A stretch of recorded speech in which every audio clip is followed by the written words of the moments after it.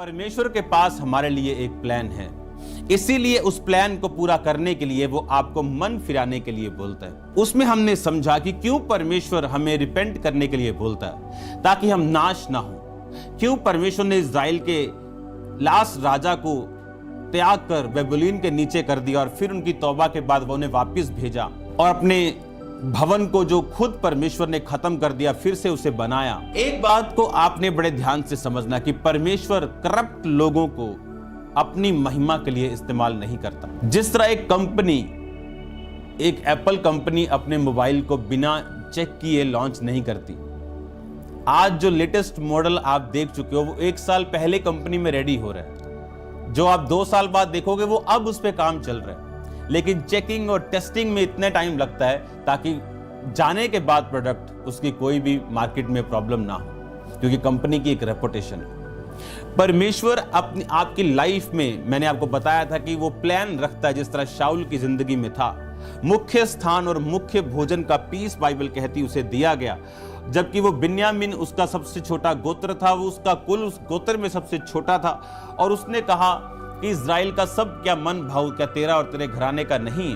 उसने कहा मैं सबसे छोटा हूं, मेरा कुल, मेरा गोत्र सबसे छोटा है। यानी एक स्टेट के सबसे छोटे शहर में मैं रहता हूं और उस छोटे शहर में मैं सबसे छोटा हूं। यानी सबसे छोटे को परमेश्वर ने मुख्य स्थान दिया जब परमेश्वर ने उसका चुनाव किया। और प्रकाशित वाक्य 1 उसकी 5 और 6 के अनुसार बाइबल कहती परमेश्वर ने आपको राजा, He had made us kings and priests, राजा और याजक उसने आपको बनाया। वो सेम प्लानिंग्स आपकी लाइफ में रखता है जो उसकी शाऊल की जिंदगी में थी।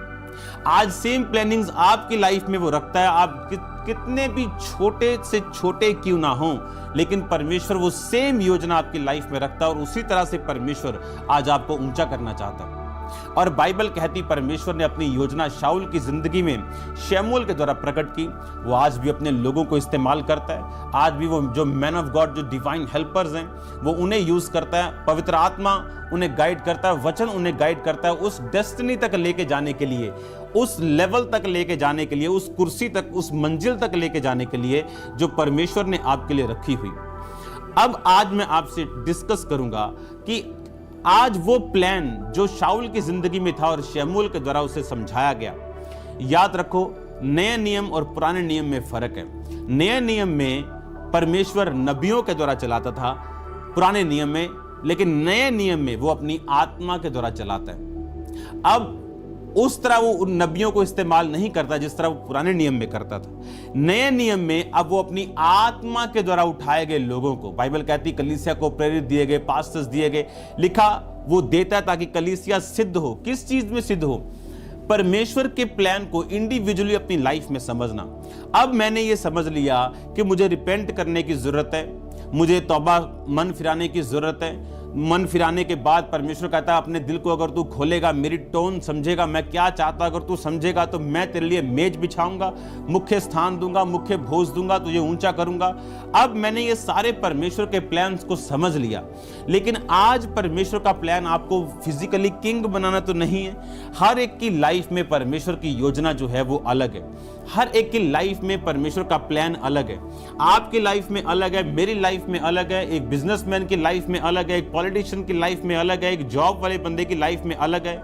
लेकिन उसका प्रोटोकॉल एक ही है, उसका जरिया एक ही है। जब उस रास्ते पे हम चलेंगे, हमारी कॉलिंग कोई भी क्यों ना हो, उस कॉलिंग में हम फल लेके आएंगे। जैसे खाद एक ही है, उसे सेब में डालेंगे, सेब अच्छे होंगे।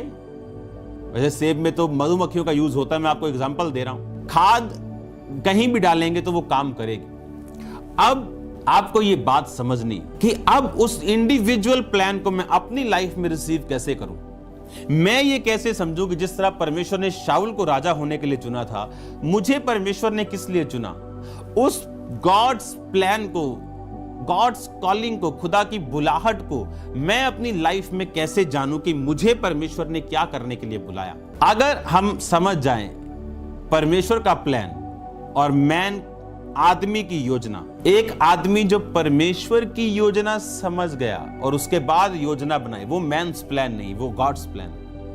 मैं परमेश्वर की योजना समझ गया और उस योजना को पूरा करने के लिए मैंने मोबाइल लिया, मोबाइल में बाइबल फीड करी, दिस वॉज माई प्लान, ये मेरा प्लान था मोबाइल लेना, पर ये मेरा नहीं एक्चुअल, ये इंक्लूड करता है, ये उसी गॉड्स प्लान के बीच में। हालेलुया।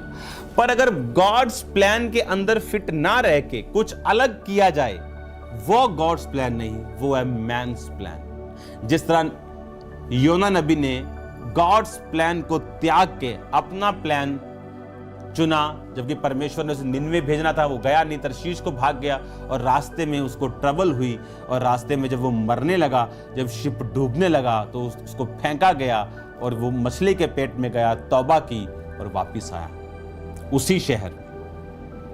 अब मेरी लाइफ में गॉड्स प्लान क्या है, उसे मैं कैसे प्रैक्टिकली समझूं, उसे कैसे मैं पूरा करूं, कैसे मैं गॉड्स प्लान, खुदा की योजना के अंदर फिट हूं।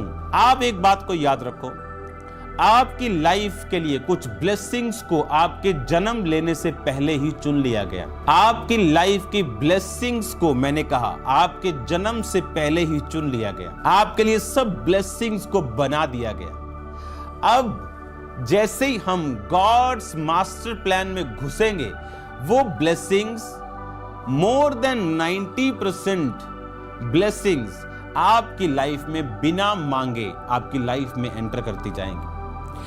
एक गरीब व्यक्ति के लिए एक पिज्जा प्रेयर पॉइंट हो सकता है, लेकिन एक किंग के लिए वो प्रेयर पॉइंट नहीं, वो उसकी चॉइस है, चाहे वो खाना चाहे ना खाना चाहे।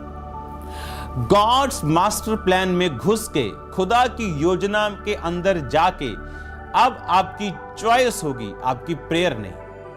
आपके प्रेयर पॉइंट्स चेंज होंगे और बहुत सी ब्लेसिंग्स आपकी लाइफ में फ्लो करेंगी, आपके देखते देखते आपकी आंखों के सामने। हालेलुया।